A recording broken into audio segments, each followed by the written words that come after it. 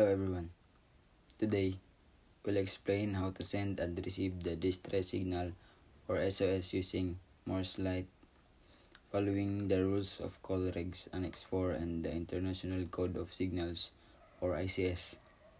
When a vessel is in distress, it can send an SOS signal using light. This is done by flashing the Morse code for SOS. 3 short flashes, 3 long flashes, and 3 short flashes again. Like this: short, short, short, long, long, long, short, short, short. You can use a searchlight, Aldis lamp, or even a flashlight, anything visible at a distance. Once you've sent the signal, repeat at its intervals until you get help. Now, if you are on the receiving end and you see an SOS signal, it means someone is in grave and immediate danger. To acknowledge, you should respond by flashing the Morse code letter C, which is long flash, short flash, long flash, short flash.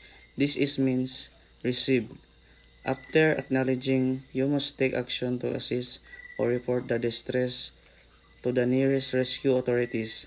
Both Colregs and the International Code of Signals recognize this is an official distress method worldwide. So remember, SOS was distress, send dash acknowledgement C dash.